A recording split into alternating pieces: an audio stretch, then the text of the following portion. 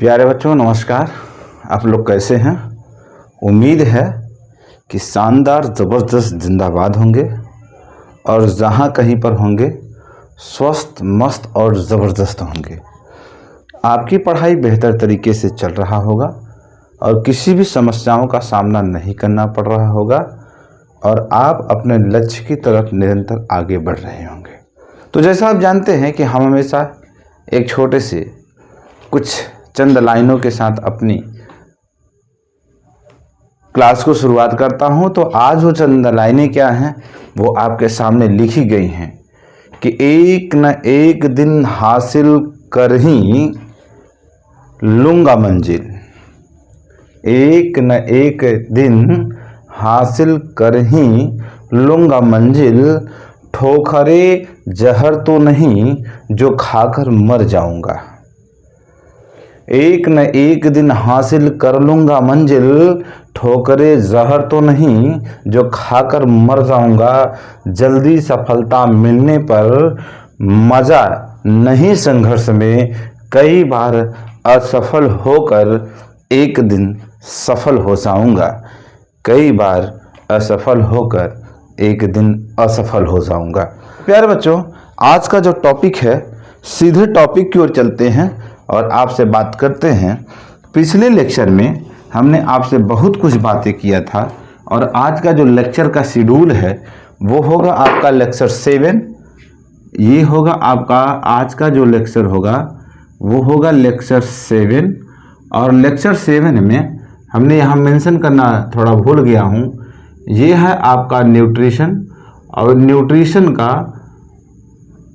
Nutrition में आज हम डिस्कस करेंगे ऑटोट्रॉफिक न्यूट्रिशन क्या है, हमने डिस्कस कर चुका हूं। और उस डिस्कशन में ऑटोट्रॉफिक न्यूट्रिशन के अंदर ही हम आपका एक टॉपिक डिस्कशन करेंगे। उस टॉपिक का नाम होगा न्यूट्रिशन इन प्लांट। टॉपिक होगा आपका न्यूट्रिशन इन प्लांट। इसे हिंदी में कहते हैं पौधों में पोषण। क्या कहते हैं? पौधों में पोषण। हालांकि इसका ये पौधों में पोषण का ये फर्स्ट पार्ट है। अभी सेकंड पार्ट्स डिस्कशन करना बाकी है जिसमें हम डिटेल में डिस्कशन करेंगे विथ मैकेनिज्म के साथ हम डिस्कशन करेंगे। तो जैसा अभी इसके पिछले वीडियोज में आपने पढ़ा था ऑटोट्रॉफिक मोड ऑफ न्यूट्रिशन और हेटेरोट्रॉफिक मोड ऑफ न्यूट्रिशन। और आप जानते हैं कि जितने भी पौधे हैं पौधों के केस में ऑटोट्रॉफिक मोड ऑफ न्यूट्रिशन होता है।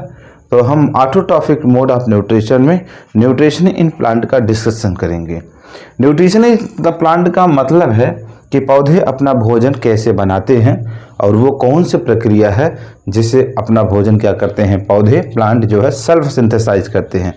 आई होप आप जानते होंगे कि पौधों के अंदर एक ऐसा प्रक्रिया होता है जिसके तहत पौधे क्या करते हैं सेल्फ सिंथेसाइज फूड कहते हैं। और उस प्रक्रिया को कहते हैं हम फोटोसिंथेसिस। क्या कहते हैं? फोटोसिंथेसिस। इसे हिंदी में कहते हैं प्रकाश संश्लेषण। तो प्रकाश संश्लेषण वह प्रक्रिया है जिसमें कोई भी पौधा अपने भोजन को स्वयं बना लेता है। हम पूरा डिटेल में स्टडी करेंगे आखिरकार पौधे किस तरीके से अपना भोजन स्वयं सिंथेसाइज कर लेते हैं, वो कौन से कंडीशंस हैं जो कि फोटोसिंथेसिस में इन्वॉल्व होते हैं और क्या है मैकेनिज्म, उसके बारे में हम आपसे अगले वीडियोस में बात करेंगे। लेकिन सबसे पहले हम यहाँ पर बात करेंगे कि न्यूट्रिशन इन प्लांट है क्या। देखिए जो पौधे हैं आप जानते हैं कि पौधों की मान लेते हैं सपोज ये आपका एक छोटा सा पौधा है।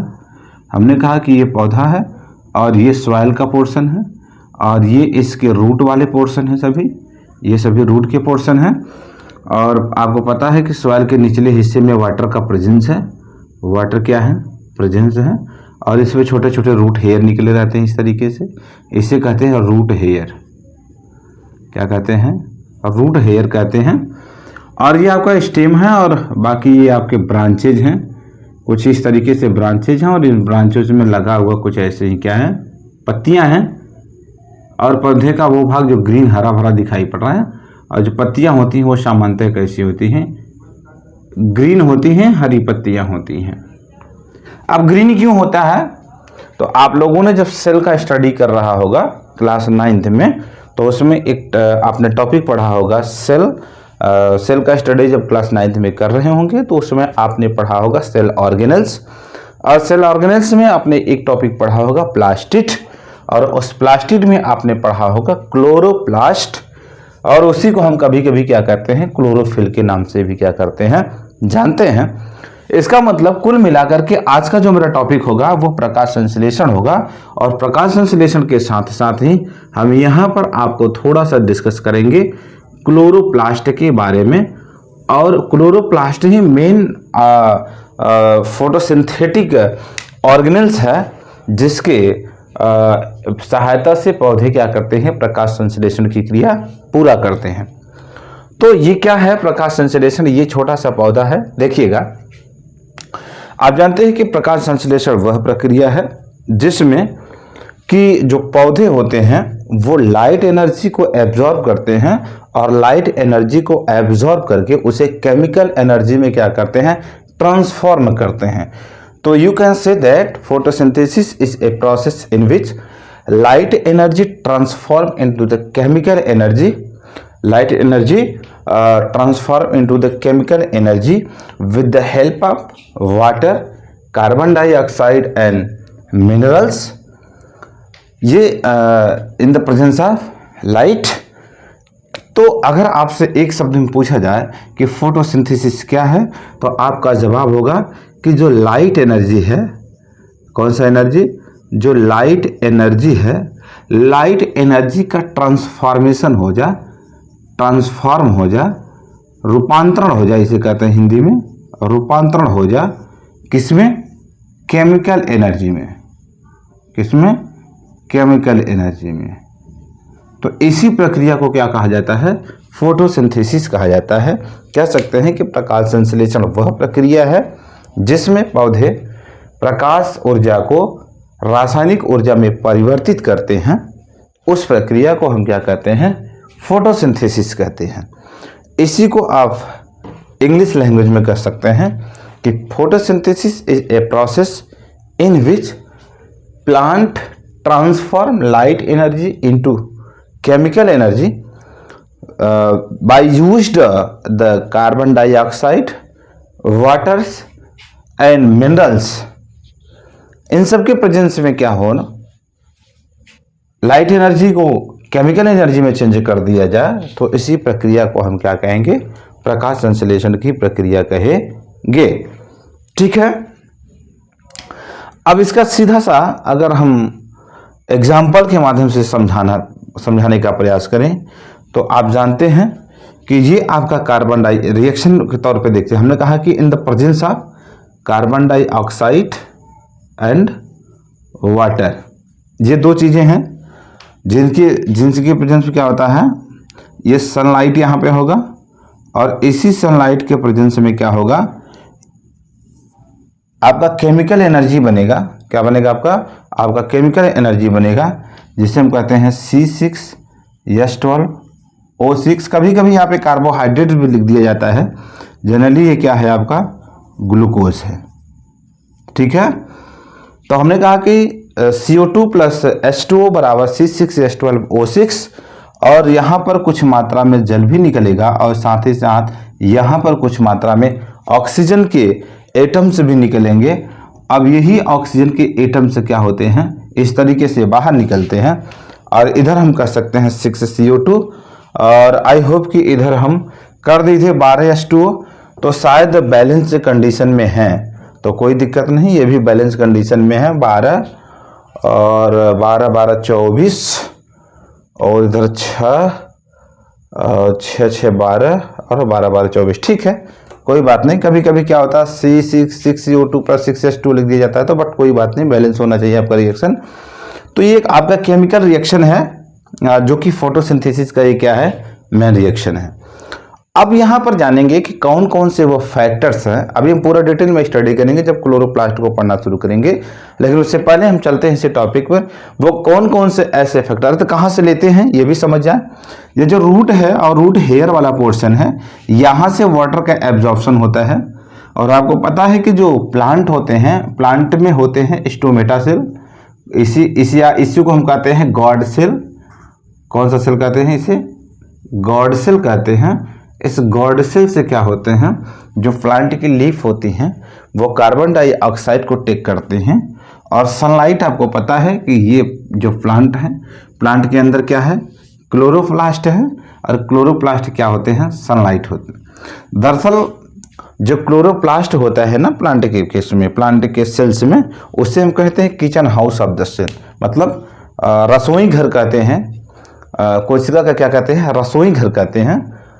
तो उसमें क्या होता है, एनर्जी का वो मतलब भोजन बनता है, और वो भोजन किस रूप में बनता है, ग्लूकोज के रूप में बनता है। तो आई होप ये इतनी बात आपको समझ में आई होंगी कि कहाँ पर होता है। तो अगर आपसे कोई पूछे कि प्रकाश संश्लेषण की प्रक्रिया कहाँ होती है, तो आप बताएंगे कि प्रकाश संश्लेषण की प्रक्रिया पौधों के जो कोशिका हैं, और पौधों की कोशिकाओं के अंदर जो क्लोरोप्लास्ट का रीजन है, उसी में क्या होता है, फोटोसिंथेसिस की प्रक्रिया पूरा होती है। और आपसे पूछे कि फोटोसिंथेसिस का प्रक्रिया में जो प्रोडक्ट होता है वो क्या होता है, तो आप बताएंगे इसका जो प्रोडक्ट होता है वो क्या होता है, ग्लूकोज होता है। दरअसल इससे हम कभी कभी क्या कहते हैं, कार्बोहाइड्रेट्स भी कह सकते हैं। तो लीफ की सहायता से क्या लेते हैं, कार्बन डाइऑक्साइड और सनलाइट भी एब्जॉर्ब लीफ ही करता है। लीफ में जो क्लोरोप्लास्ट है वो सनलाइट का एब्जॉर्प्शन करता है और वाटर का मात्रा यहाँ से लेता है। तो इस तरीके से क्या होता है, पौधों के अंदर प्रकाश संश्लेषण की प्रक्रिया पूरा होती है। अगर आपसे पूछता है कि factor affecting the rate of photosynthesis, आपसे इस तरीके से प्रश्न पूछ ले कि बताइए कि पौधों के अंदर रेट ऑफ फोटोसिंथेसिस को इफेक्ट कौन पहुंचाता है, तो हम उसी के बारे में डिस्कस करने चल रहे हैं। आई होप कि आपकी ये चीज़ें समझ में आई होंगी। तो अगला जो टॉपिक होगा वो होगा factor affecting rate of reaction, rate of photosynthesis. तो देखिए कुछ ऐसे कारक हैं जो कि फोटोसिंथेसिस को क्या करते हैं, इफेक्ट पहुंचाते हैं। जैसे अगर कहा जाए लाइट, देखिए हम क्या पढ़ रहे हैं, factor affecting rate of photosynthesis, rate of photosynthesis मतलब प्रकाश संश्लेषण के दर, हिंदी में क्या कहेंगे, प्रकाश संश्लेषण की दर को प्रभावित करने वाले कारक, याद रखेंगे कारक। अगर आपको ऐसे ही नोट्स पीडीएफ फॉर्म में चाहिए तो आप कांटेक्ट कर सकते हैं 8130209004 पर। यहाँ से आप हमें कुछ टेक्स्ट करेंगे, मैसेज करेंगे, और यहाँ से आपको पीडीएफ फॉर्म में क्या हो जाएगा, नोट्स इजी में मिल जाएगा, जिससे आप थोड़ा से और सुटेबल और कंफर्टेबल फील करेंगे। तो मैंने कहा कि वो कौन कौन से ऐसे फैक्टर हैं जो कि रेट ऑफ फोटोसिंथेसिस को क्या करते हैं, इफेक्ट पहुंचाते हैं। तो सबसे बड़ा फैक्टर तो यही होगा, लाइट इंटेंसिटी,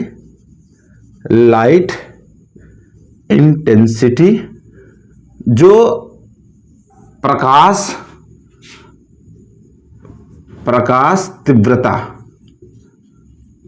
तीव्रता, ध्यान से सुनेंगे। लाइट इंटेंसिटी में ऐसा नहीं है कि अगर लाइट तेज होगी तो पौधे प्रकाश संश्लेषण तेज करेंगे।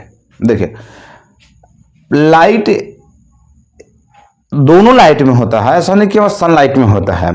कुछ फोटोसिंथेसिस की प्रक्रिया होती है, सामान्यतः जो रेड बल्ब होते हैं उनमें भी प्रकाश संश्लेषण की प्रक्रिया क्या होती है, मतलब होती है।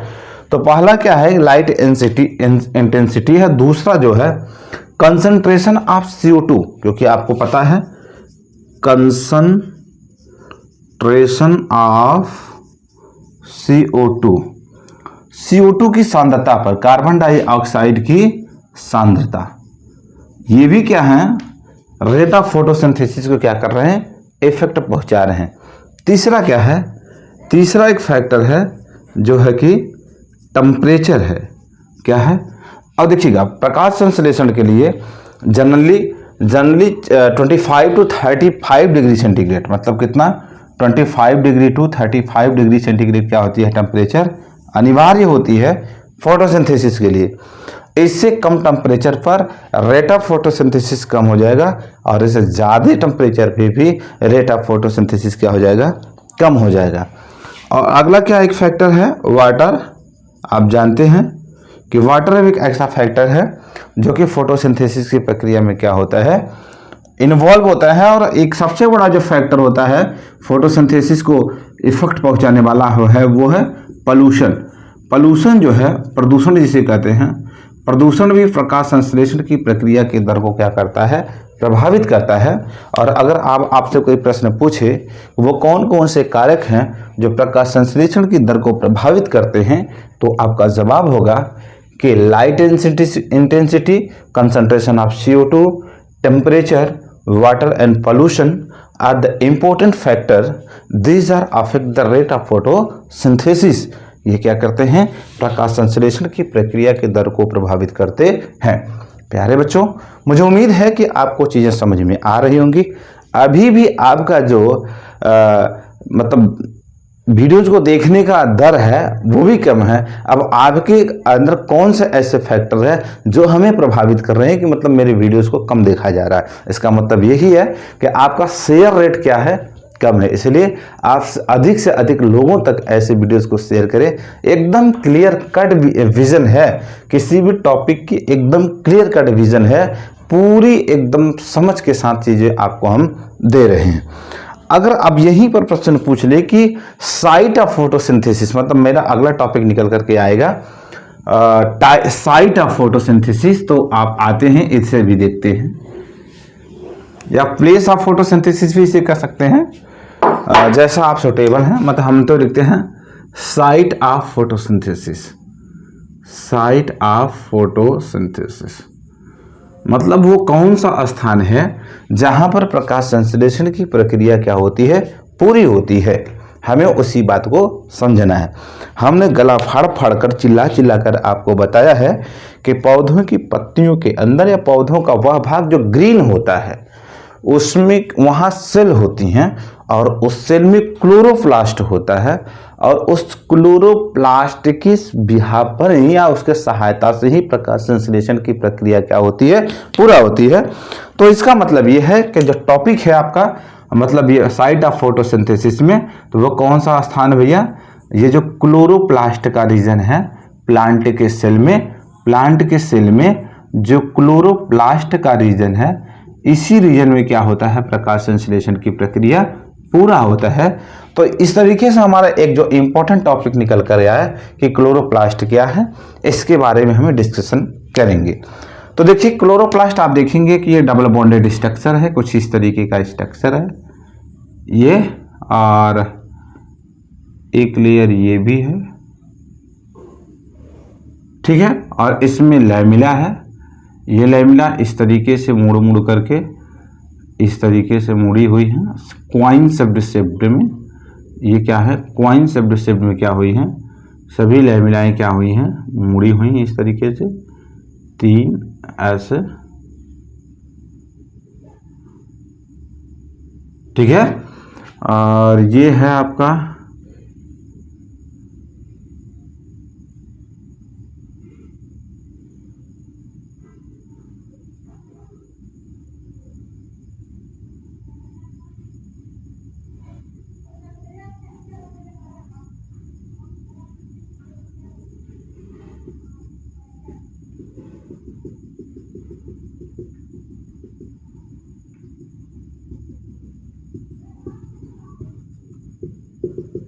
ये देखिए, ये है आपका क्लोरोप्लास्ट। ये जो फिगर है वो आपका क्लोरोप्लास्ट है।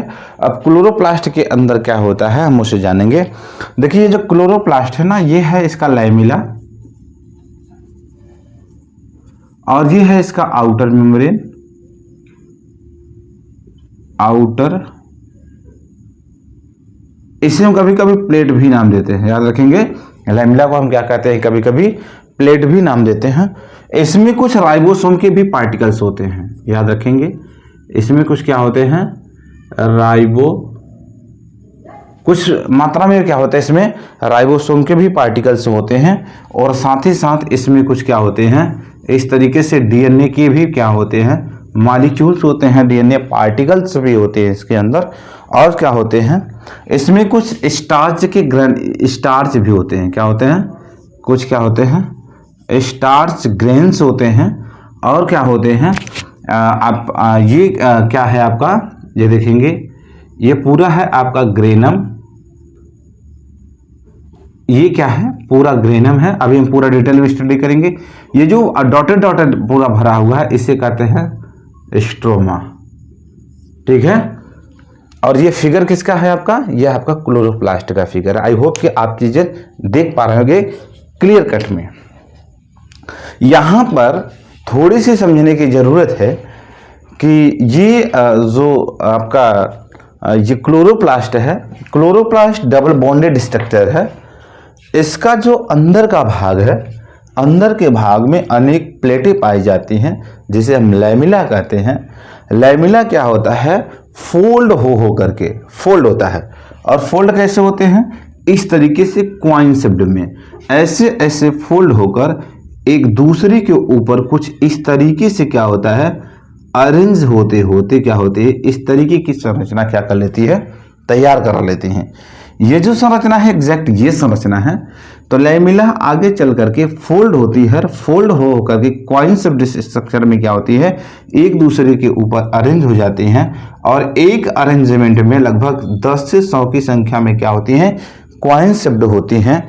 इस पूरे वाले भाग को हम क्या कहते हैं, इस पूरे वाले भाग को हम क्या कहते हैं, ग्रेनम कहते हैं। ध्यान रखेंगे, पूरे भाग को क्या कहेंगे, ग्रेनम कहेंगे। लेकिन अगर एक क्वाइन शेप्ड स्ट्रक्चर को बाहर कर लेते हैं, मतलब इस तरीके से, तो हम इसे कहते हैं थैलेक्वाइड। क्या कहते हैं, थैलेक्वाइड कहते हैं। ध्यान रखेंगे, ये हमारा क्या है, थैलेक्वाइड है।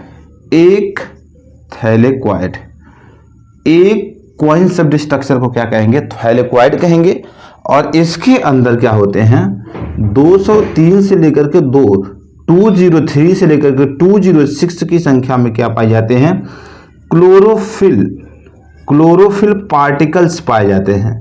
क्या पाए जाते हैं, क्लोरोफिल पार्टिकल्स पाए जाते हैं थैलेक्वाइड के अंदर। एक थैलेक्वाइड के अंदर 203 से 206 की संख्या में क्लोरोफिल पार्टिकल्स पाए जाते हैं। ये क्लोरोफिल पार्टिकल्स जो होते हैं ग्रीन कलर के होते हैं। कैसे होते हैं, ग्रीन कलर के होते हैं। और इसी के कारण क्या होती है, पत्तियां क्या होती हैं, ग्रीन होती हैं।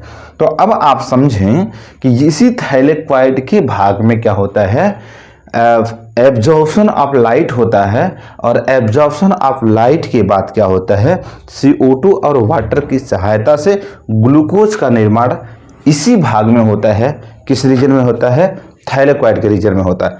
तो अगर अब आपसे क्लोरोप्लास्ट के बारे में लिखने के लिए कहा जाए कि क्लोरोप्लास्ट से आप क्या समझते हो, तो आई होप कि आप इसे आप लिख पाएंगे। आप लिख पाएंगे कि पहला पॉइंट इसमें होगा कि भैया जो क्लोरोप्लास्ट होता है वो डबल बॉन्डेड स्ट्रक्चर होता है। कैसा होता है, डबल बॉन्डेड क्या होता है, स्ट्रक्चर होता है। एक वो भाग होता है जो आउटर होता है, और जो इनर वाला भाग होता है, इनर वाला भाग क्या होता है, फोल्ड हो करके कैसा होगा, फोल्ड होता है। और क्या करता है, क्वाइन शेप्ड स्ट्रक्चर का क्या करता है, फॉर्मेशन करता है। क्या करता है, क्वाइन शेप्ड स्ट्रक्चर का क्या करता है, फॉर्मेशन करता है। और दूसरा पॉइंट क्या होगा, जो इसका इनर भाग है, किसका, क्लोरोप्लास्ट का जो इनर पार्ट है वो फील्ड होता है, भरा होता है। किससे, ए फ्लूइड लाइक सब्सटेंस। क्या, a fluid like sticky substance कह सकते हो, स्टिकी सब्सटेंस जिसे क्या कहा जाता है, स्ट्रोमा कहा जाता है। तो ये वाला भाग क्या हमारा पूरा जो फील्ड हुआ है क्या है, स्ट्रोमा है। आप ये भी लिख सकते हैं कि the inner part of the chloroplast contain some amount of less amount of DNA particles and ribosome molecules. आप इसको भी क्या कर सकते हैं, मेंशन कर सकते हैं। अब तीसरा पॉइंट क्या होगा कि बताएंगे कि इन इनर पार्ट या inner region of chloroplast, inner region of chloroplast many lamellae, इसे लैमिला या लैमिली कहते हैं, प्रेजेंट दीज लैमिली, क्या लिखेंगे, these lamellae fold and form 10 to 100 coin-shaped structure। आप लिखेंगे कि जो क्लोरोप्लास्ट होता है, क्लोरोप्लास्ट का जो आंतरिक भाग होता है, आंतरिक भाग में ढेर सारे लैमिली पाए जाते हैं, जिससे प्लेट पाए जाते हैं, जो आगे चल करके 10 से 100 की संख्या में कॉइन शेप्ड स्ट्रक्चर का क्या करते हैं, फॉर्मेशन करते हैं। ठीक है, आई होप कि आपको ये चीजें समझ में आ रही होंगी। तो आगे क्या लिखेंगे, अगला पॉइंट इसमें क्या मेंशन कर सकते हैं, अगला पॉइंट मेंशन कर सकते हैं कि ये जो आपका कॉइन शेप्ड लैमिली है, लिखेंगे 10 to 100 coin shaped group called granum, क्या कहते हैं इसे, ग्रेनम कहते हैं। ये जो हमने बताया ये भाग किसे क्या कहते हैं, ग्रेनम कहते हैं। और इसे लिखेंगे one coin shaped structure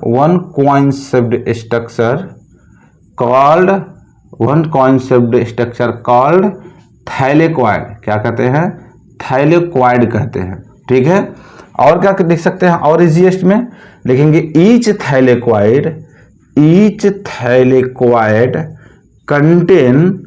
contain 2 to 3 to 2 to 6 numbers of chlorophyll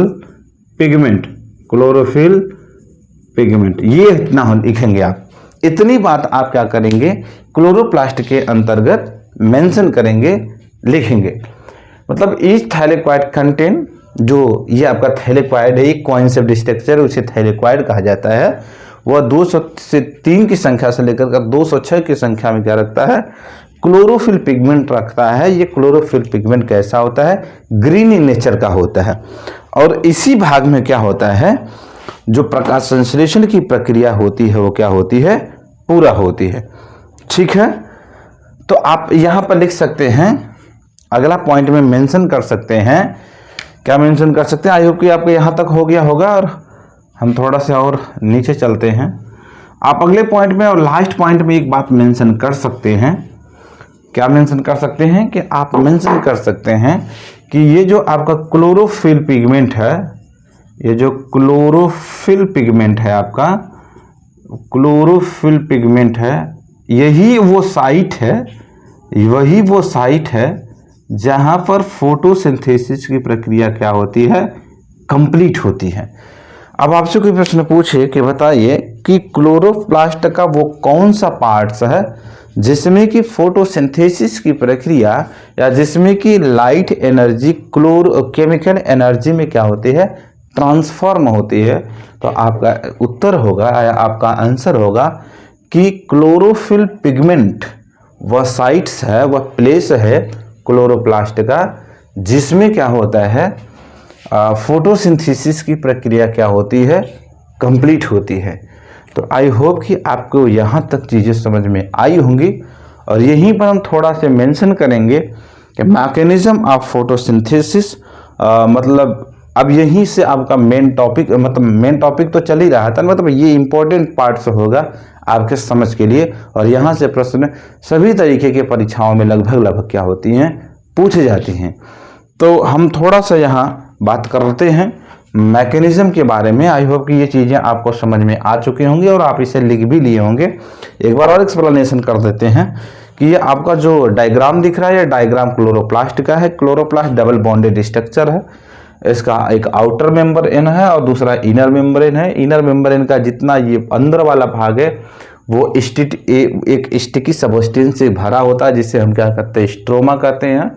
और इसके अंदर ढेर सारे लैमिला पाए जाते हैं या प्लेट पाए जाते हैं, जो आगे चल करके फोल्ड हो करके 10 से 100 की संख्या में क्या होती हैं, एक अरेंजमेंट होता है उनका, एक व्यवस्था ग्रुप बनता है, जिसे क्या कहते हैं, ग्रेनम कहते हैं।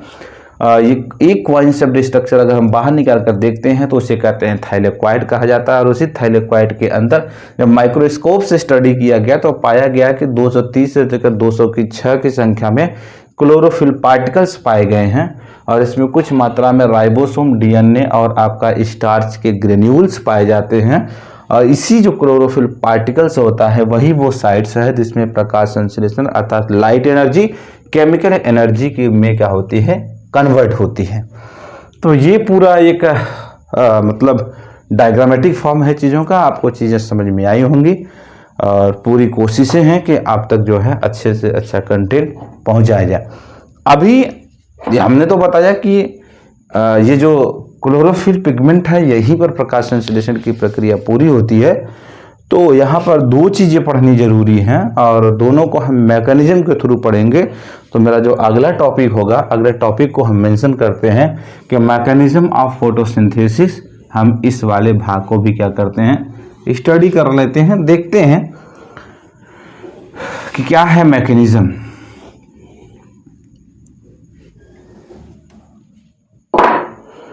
तो ये टॉपिक है आपका mechanism of photosynthesis. Mechanism of photosynthesis, ये है आपका मैकेनिज्म। क्रियाविधि, इसे हिंदी में कह सकते हैं प्रकाश संश्लेषण की